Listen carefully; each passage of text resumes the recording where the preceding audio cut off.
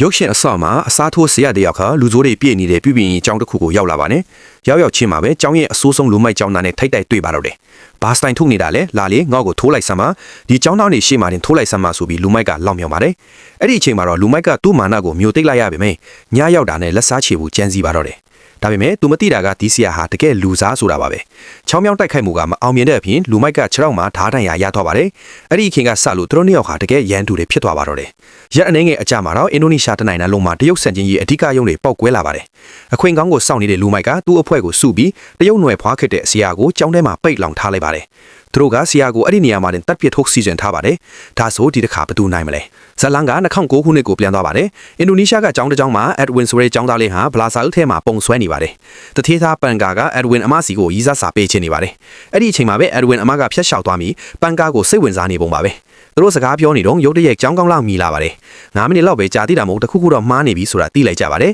အတန်းနဲ့ဖြန်ရောက်တော့ဆရာကဒီနေ့အတန်းတွေအားလုံးဖြတ်လိုက်ပြီးဖြစ်ကြောင်းအားလုံးအိမ်တန်းပြန်ပြီးအပြင်မထွန့်ကြဘူးတတိပြေးလိုက်ပါတယ်အဲ့ဒီခါကျမှအပြင်မှာအဓိကရုံးတွေထစ်နေတယ်ဆိုတာကျောင်းသားတွေသိသွားကြပါတယ်အက်ဒဝင်းနဲ့တွန်းမအမြန်ဖြစ်စည်းသိမ်းပြီးအိမ်ပြန်ဖို့လုပ်တဲ့အခါပန်ကာကသူတို့ကိုလမ်းတော်လောက်လိုက်ပို့ခြင်းတယ်လို့တင်းခံနေပါတယ်သူတို့ကအားနာလို့ညင်းပေမဲ့ပန်ကာကသူကြိုက်နေတဲ့ကောင်လေးကိုစိတ်ပူလို့ဘတ်စကားဘော်အဖြစ်လိုက်လာခဲ့ပါတယ်ဘတ်စကားဘော်ကနေအပြင်ဘက်ကိုကြီးလိုက်တော့တရုတ်နွယ်ဖွားတွေပိုင်တဲ့ဆိုင်တွေကိုဒေတာခန်တွေကဖျက်ဆီးလူရန်နီလာကိုတွေ့လိုက်ရပါတယ်အဲ့ဒီအချိန်မှာဘတ်စကားဘော်ကတယောက်ကအက်ဒဝင်းအမကိုတရုတ်နွယ်ဖွားမှန်တီးသွားပြီးအော်လိုက်ပါတယ်လူအုပ်ကြီးကဘတ်စကားကိုဝိုင်းပြီးအက်ဒဝင်းအမကိုဆွဲချသွားပါတယ်အက်ဒဝင်းကကလီးပဲရှိသေးသလိုပန်ကာကလည်းလူကြီးတွေကိုမရှင်းနိုင်ပါဘူးသူတို့လောက်နိုင်တာကလူအုပ်ကြီးနောက်ကိုလိုက်ပြေးဖို့ပါပဲပန်ကာရဒေတာကန်ဖြစ်ကြောင်ပြောပြီးသားပေမဲ့ခေါင်းဆောင်ကပန်ကာလက်ကိုဓာတ်နဲ့ထိုးပြီးဝင်းမပါဟိုတတိပြေးလိုက်ပါတယ်ကြောက်လန့်သွားတဲ့ပန်ကာလည်းထွက်ပြေးရပါတယ်အက်ဒဝင်းကသူ့အမကိုကယ်ဟိုကြိုးစားပေမဲ့တန်ပိုက်နဲ့အရိုက်ခံပြီးတတိလစ်သွားပါတယ်သူတတိယလာချိန်မှာတော့လမ်းကြားလေးမှာဘသူမှမရှိတော့ပဲသူ့အမလည်းအဝတ်အစားတွေပဲကြံခဲ့ပါတယ်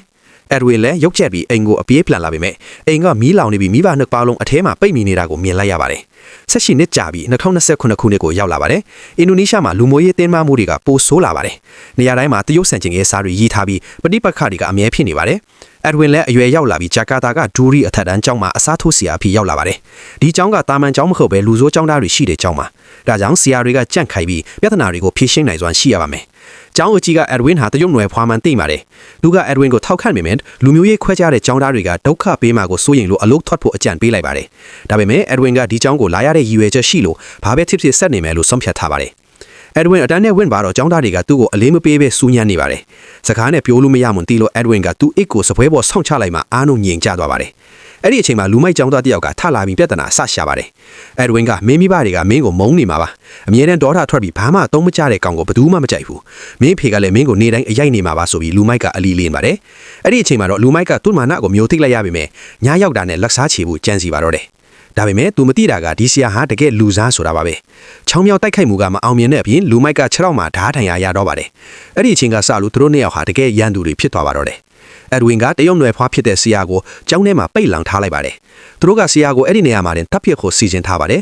ဒီရုပ်ရှင်ဟာ1998ခုနှစ်ကအင်ဒိုနီးရှားမှာတရုတ်လူမျိုးတွေနဲ့တရုတ်နွယ်ဖွားတွေကိုအဓိကပြစ်မှတ်ထားခဲ့တဲ့တကယ်အဖြစ်အပျက်ကိုအခြေခံထားတာပါအစ္စာအနေမလို့မဲ့ရှစ်ခင်အက်ဒဝင်းရဲ့ဝါဝါကက်ကဲကျောင်းသားလေးကိုအိမ်လိုက်ပို့ဖို့ပြောပေမဲ့ကောင်လေးကညင်းလိုက်ပါတယ်အက်ဒဝင်းအတက်ကိုပြန်တတိရသွားပါတယ်အက်ဒဝင်းမဆုံးခင်မှာသူမစွန့်ပစ်ထည့်တဲ့သားကိုရှာပေးဖို့တောင်းဆိုခဲ့ပါတယ်တခုတည်းသောတဲလွန်စားကအဲ့ဒီကလေးဟာဒူရီကျောင်းမှာတက်နေတယ်ဆိုတာပါပဲဒါကအက်ဒဝင်းဒီကျောင်းကိုရောက်လာရတဲ့အကြောင်းရင်းပါလူမိုက်ကအဲ့ဒီဝါကက်ကဲကျောင်းသားလေးကိုချင်းဖြောက်ပြီးအက်ဒဝင်းကိုလက်စားချေဖို့ကြံစီပါတယ်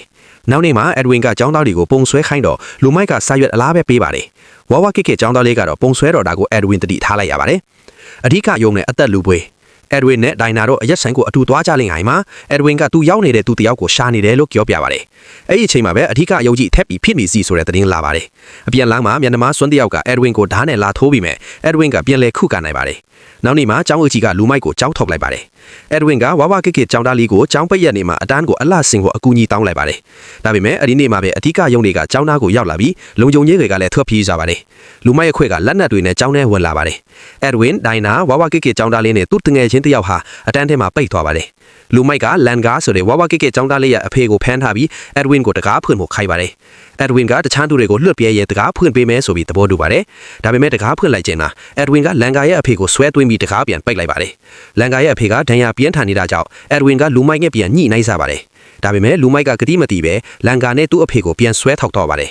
ရေကားတစ်စီးရောက်လာပြီမဲ့လူမိုက်အဖွဲ့ကလိန်ညာပြီးပြန်လွတ်လိုက်ပါတယ်အဲ့ဒီနောက်လူမိုက်ကလန်ကာရဲ့အဖေကိုတက်စီလောင်းပြီးမိရှို့တတ်လိုက်ပါတယ်လန်ကာကထွက်ပြေးဖို့ကြိုးစားပေမဲ့သူ့တငယ်ချင်းဟောင်းတွေကဓာတ်ထိုးလိုက်ပါတယ်ထွက်ပေါက်ရှာချင်းလူမိုက်ကသူ့လူတွေကိုပါတတ်ဖြစ်ဖို့ဝင်မလေးပါဘူးအဲဒဝင်းကတော့ဒိုင်နာကိုအမှန်တိုင်းပြောပြလိုက်ပါတယ်သူရှာလီတဲ့ဒလူလေးကအဲ့ဒီဝါဝကက်ကက်ကျောင်းသားလေးဖြစ်နေတယ်လို့ထင်တယ်လို့ပြောပါတယ်ဒါကြောင့်ဒီကလေးကိုဘာပဲဖြစ်ဖြစ်ကယ်ရမယ်လို့ပြောပါတယ်သူတို့နှစ်ယောက်လေဝင်လေထွက်ဖောက်ကထွက်ဖို့ကြိုးစားနေတဲ့ဟိုင်မှာအဲဒဝင်းကလူမိုက်နဲ့သူ့လူတယောက်ကိုရေချိုးခန်းထဲမှာတွေ့လိုက်ရပါတယ်လူမိုက်ကသူ့လူကိုရက်ရက်ဆက်ဆက်တတ်ချစ်တာကိုအဲဒဝင်းမဲ့မြင်တွေ့လိုက်ရပါတယ်